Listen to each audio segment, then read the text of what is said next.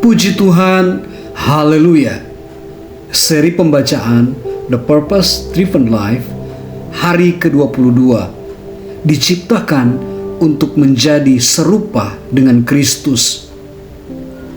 Sebab semua orang yang dipilihnya dari semula, mereka juga ditentukannya dari semula untuk menjadi serupa dengan gambaran anaknya, supaya ia, anaknya itu, menjadi yang sulung di antara banyak saudara. Roma 8 ayat yang ke-29. Anda diciptakan untuk menjadi serupa dengan Kristus. Dari awal, rencana Bapa adalah menjadikan Anda sama seperti anaknya, Yesus. Inilah takdir dan tujuan ketiga kehidupan Anda. Bapa menyatakan kehendak ini pada saat penciptaan. Berfirmanlah Allah, baiklah kita menjadikan manusia menurut gambar dan rupa kita. Dari seluruh ciptaan, hanya manusialah yang dibentuk dalam keserupaan dengan Tuhan. Ini adalah hak istimewa yang besar dan memberikan kita martabat. Kita tidak mengetahui semua maksud dalam frase tersebut, tetapi kita mengetahui sebagian aspek yang tercakup di dalamnya. Seperti Tuhan, kita adalah makhluk roh. Roh kita bersifat abadi, melebihi tubuh jasmania. Kita adalah makhluk intelektual. Kita dapat berpikir, berargumentasi, dan menyelesaikan masalah. Seperti Tuhan, kita bersifat relasional. Kita dapat memberi dan menerima kasih yang sebenarnya, dan kita mempunyai kesadaran moral. Kita dapat membedakan yang benar dan yang salah, yang menuntut kita untuk bertanggung jawab kepada Tuhan. Alkitab berkata bahwa semua orang, bukan hanya orang-orang percaya, memiliki bagian dari rupa Allah. Karena itulah pembunuhan dan aborsi memang salah. Tetapi rupa itu belum lengkap dan telah dirusak oleh dosa. Jadi Bapa mengutus Yesus dengan misi memulihkan rupa yang lengkap yang telah hilang dari kita. Apakah arti segambar dan serupa? Yang sepenuhnya dengan Tuhan, itu terlihat seperti Yesus Kristus. Alkitab berkata bahwa Yesus adalah Kristus, yang adalah gambaran Allah. Ia adalah gambar Allah yang tidak kelihatan, dan ia adalah cahaya kemuliaan Allah dan gambar wujud Allah. Orang sering memakai ungkapan seperti itu ayahnya, seperti itu anaknya, untuk menunjukkan kesamaan sifat dalam keluarga. Ketika orang melihat kemiripan saya dalam diri anak-anak saya, itu menyenangkan hati saya. Tuhan juga ingin anak-anaknya segambar dan serupa dengan Dia. Alkitab berkata, engkau telah diciptakan menurut kehendak Allah di dalam kebenaran dan kekudusan yang sesungguhnya. Saya ingin menjelaskan satu hal ini. Anda tidak akan pernah menjadi Tuhan atau bahkan suatu ilah. Kebohongan yang penuh keangkuhan itu adalah godaan setan yang paling kuno. Setan menjanjikan Adam dan Hawa bahwa jika mereka mengikuti nasihatnya, kamu akan menjadi seperti Allah. Banyak agama dan falsafah New Age masih mempromosikan dusta lama ini bahwa kita bersifat ilahi atau dapat menjadi ilah. Keinginan untuk menjadi ilah ini muncul setiap kali kita mencoba untuk mengendalikan situasi kita, masa depan kita, dan orang-orang di sekitar kita. Tetapi sebagai ciptaan, kita tidak akan pernah menjadi pencipta. Tuhan tidak menghendaki Anda menjadi ilah. Ia ingin Anda menjadi saleh, mempunyai nilai-nilai, sikap, dan karakternya. Alkitab berkata, berhubung dengan kehidupan kamu yang dahulu, harus menanggalkan manusia lama yang menemui kebinasaannya oleh nafsunya yang menyesatkan, supaya kamu dibaharui di dalam roh dan pikiranmu, dan mengenakan manusia baru yang telah diciptakan menurut kehendak Allah di dalam kebenaran dan kekudusan yang sesungguhnya.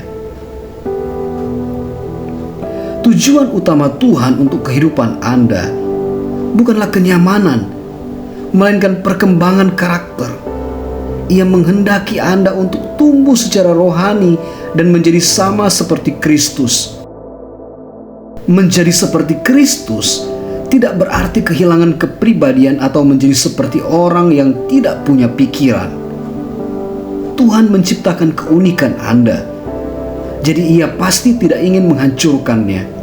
Serupa dengan Kristus adalah perubahan karakter, bukan kepribadian Anda. Tuhan ingin Anda mengembangkan karakter yang diajarkan dalam khotbah di bukit. Buah-buah roh, tulisan Paulus yang luar biasa tentang kasih, dan daftar Petrus tentang karakteristik kehidupan yang efektif dan produktif. Setiap kali Anda lupa bahwa karakter adalah tujuan Tuhan untuk kehidupan Anda akan menjadi frustasi karena situasi Anda. Anda akan bertanya-tanya, mengapa ini terjadi kepadaku? Mengapa aku menghadapi kesulitan? Salah satu jawabannya adalah karena hidup itu memang seharusnya sulit. Itulah yang membuat kita bertumbuh. Ingatlah, bumi bukan surga. Banyak orang Kristen salah menafsirkan janji Yesus tentang hidup berkelimpahan dengan kesehatan yang sempurna, gaya hidup nyaman, kebahagiaan terus-menerus, perwujudan penuh impian, kelegaan seketika dari masalah melalui iman dan doa. Dengan kata lain, mereka mengharapkan kehidupan Kristen yang mudah. Mereka mengharapkan surga di bumi. Pandangan yang mementingkan diri sendiri ini memperlakukan Tuhan sebagai sosok yang ada hanya untuk melayani Anda memperoleh kepuasan pribadi yang egois. Tetapi Tuhan bukanlah pelayan Anda. Dan jika Anda tergoda oleh pemikiran bahwa hidup seharusnya mudah, Anda akan sangat kecewa atau akan hidup dalam penyangkalan terhadap kenyataan. Jangan pernah lupa bahwa hidup bukanlah tentang diri Anda sendiri. Anda ada untuk tujuan Tuhan, bukan sebaliknya. Apakah gunanya Tuhan menyediakan surga di bumi jika Ia telah merencanakan sesuatu yang nyata untuk Anda dalam kekekalan? Tuhan memberikan waktu kepada kita di bumi untuk membangun dan memperkuat karakter kita sebagai persiapan untuk kehidupan di surga. Roh Allah bekerja dalam diri Anda. Roh Kuduslah yang bertugas menghasilkan karakter yang serupa dengan Kristus di dalam diri Anda. Alkitab berkata, ketika Roh Tuhan bekerja dalam diri kita diubahkan menjadi semakin dan semakin menyerupai Dia dalam kemuliaan yang semakin besar. Proses perubahan kita menjadi lebih menyerupai Yesus disebut pengudusan. Dan itu adalah tujuan ketiga dari kehidupan Anda di bumi. Anda tidak dapat menghasilkan karakter Yesus dengan kekuatan Anda sendiri. Resolusi tahun baru, kekuatan kemauan, maksud yang terbaik tidaklah cukup. Hanya Roh Kuduslah yang mempunyai kuasa untuk membuat perubahan yang Tuhan inginkan dalam kehidupan kita. Alkitab berkata, karena Allah lah yang mengerjakan di dalam kamu baik kemauan maupun pekerjaan menurut kerelaannya. Sebutkanlah kuasa Roh Kudus. Dan banyak orang membayangkan demonstrasi keajaiban dan emosional yang kuat. Tetapi kuasa Roh Kudus lebih banyak dilepaskan dalam kehidupan Anda secara tenang dan tidak terduga, sehingga Anda bahkan tidak menyadari atau tidak merasakannya. Ia sering menyentuh kita dengan bisikan lembut. Keserupaan dengan Kristus tidak dihasilkan dengan meniru, tetapi dengan ditinggali Roh. Kita mengizinkan Kristus untuk hidup melalui kita.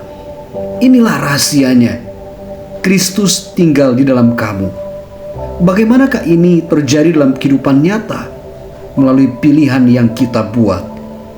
Kita memilih untuk melakukan hal yang benar dalam situasi tertentu dan kemudian mempercayakan kepada Roh Tuhan untuk memberikan kepada kita kuasa, kasih, iman, dan hikmat untuk melakukannya. Karena Roh Tuhan tinggal di dalam diri kita, hal-hal seperti ini selalu dapat kita peroleh. Kita harus bekerja sama dengan pekerjaan Roh Kudus. Di seluruh Alkitab, kita melihat suatu kebenaran penting yang diilustrasikan berkali-kali. Roh Kudus melepaskan kuasanya pada saat Anda mengambil langkah iman. Ketika Yosua menghadapi penghalang yang mustahil ditembus, air sungai Yordan membuka baru setelah para pemimpin melangkahkan kaki ke dalam air dalam ketaatan dan iman. Ketaatan melepaskan kuasa Tuhan. Tuhan menantikan Anda untuk bertindak lebih dahulu. Jangan tunggu untuk merasa kuat atau yakin. Majulah dalam kelemahan Anda dengan melakukan hal yang benar meskipun Anda merasa takut dan ragu. Begitulah cara Anda bekerja sama dengan Roh Kudus. Dan begitulah karakter Anda berkembang. Alkitab membandingkan pertumbuhan rohani dengan sebutir benih, sebuah bangunan dan seorang anak yang sedang bertumbuh.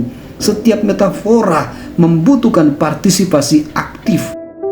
Benih harus ditanam dan dipelihara. Bangunan harus dibangun. Itu tidak akan muncul begitu saja. Dan anak harus makan dan bertumbuh. Walaupun usaha tidak ada hubungannya dengan keselamatan Anda, usaha sangat berhubungan dengan pertumbuhan rohani Anda. Setidaknya 8 kali dalam perjanjian baru, kita diperintahkan untuk mengusahakan pertumbuhan kita untuk menjadi serupa dengan Yesus. Anda tidak dapat duduk saja dan mengharapkan hal itu terjadi. Paulus menjelaskan dalam Efesus 4 ayat 22-24, 3 tanggung jawab kita untuk menjadi serupa dengan Kristus. Pertama, kita harus memilih untuk melepaskan cara-cara bertindak yang lama. Setiap hal yang berhubungan dengan cara hidup yang lama harus dilepaskan. Itu sudah sangat rusak. Singkirkanlah itu. Kedua, kita harus mengubah cara kita berpikir. Biarlah Roh mengubah cara berpikirmu. Alkitab berkata bahwa kita diubahkan dengan pembaharuan akal budi kita. Kata dalam bahasa Yunani untuk diubahkan adalah metamorfosis.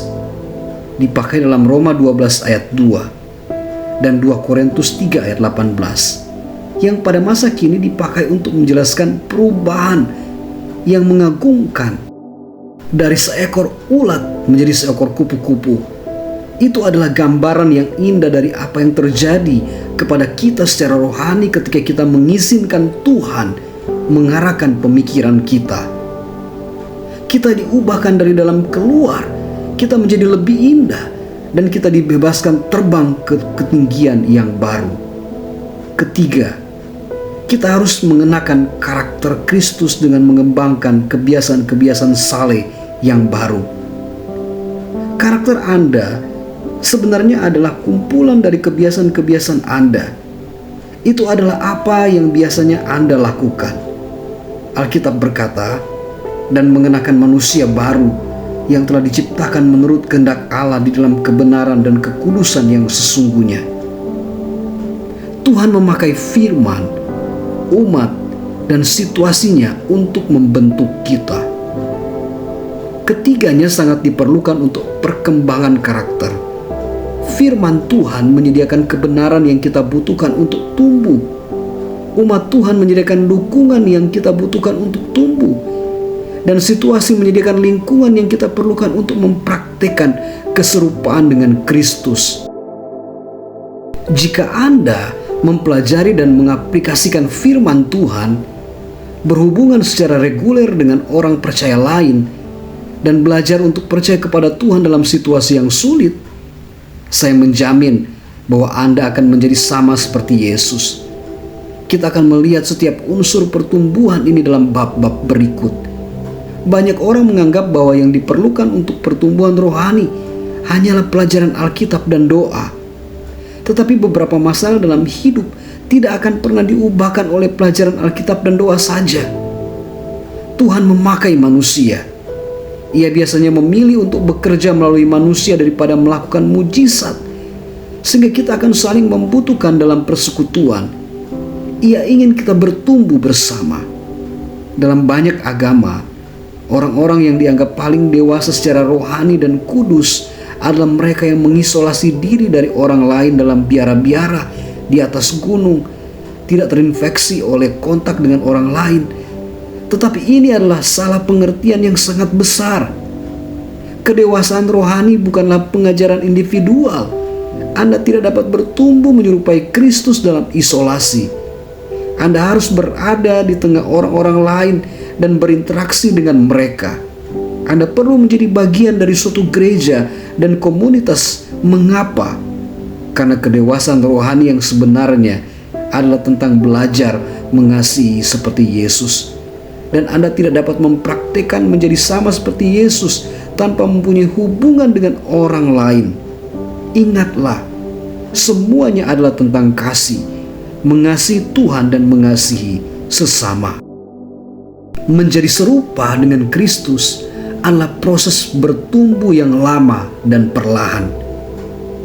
Kedewasaan rohani tidak terjadi seketika dan otomatis, melainkan merupakan perkembangan yang terjadi perlahan dan progresif, yang memerlukan waktu seumur hidup.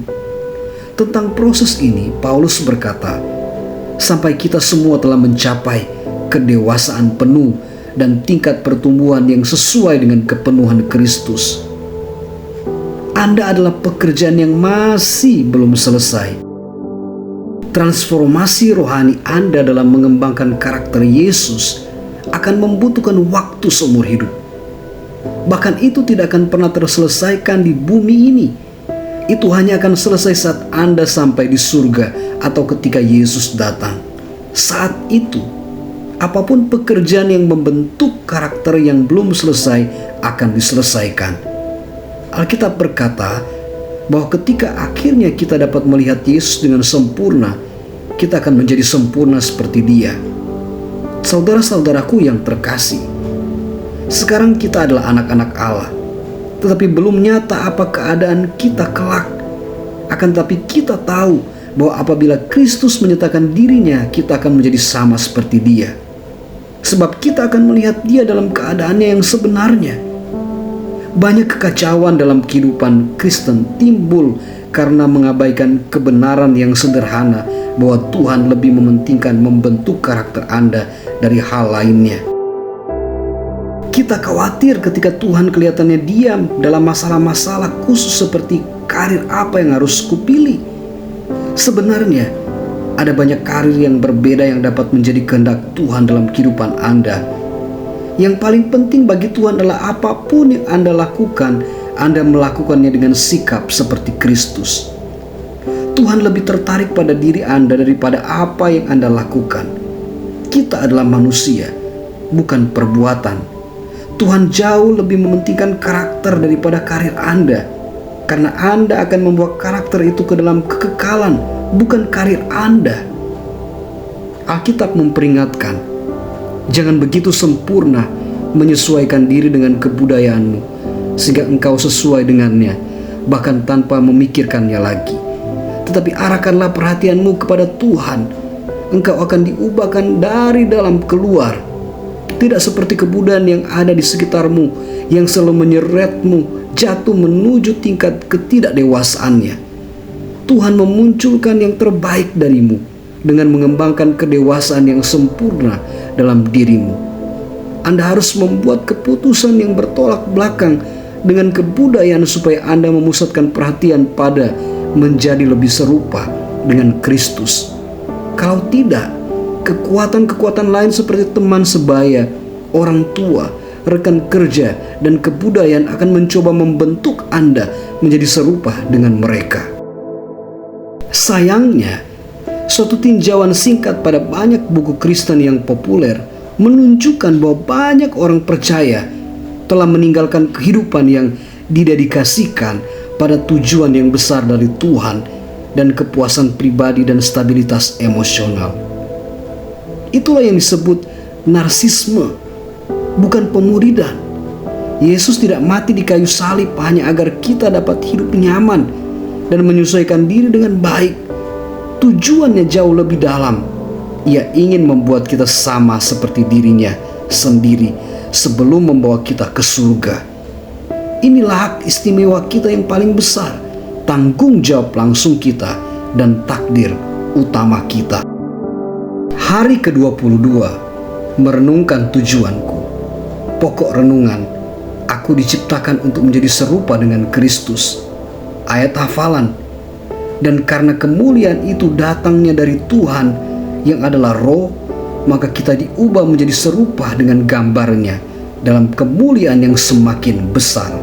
2 Korintus 3 ayat 18. Pertanyaan untuk direnungkan, di bidang manakah dalam hidupku memerlukan kuasa Roh untuk menjadi serupa dengan Kristus hari-hari ini? Puji Tuhan, haleluya.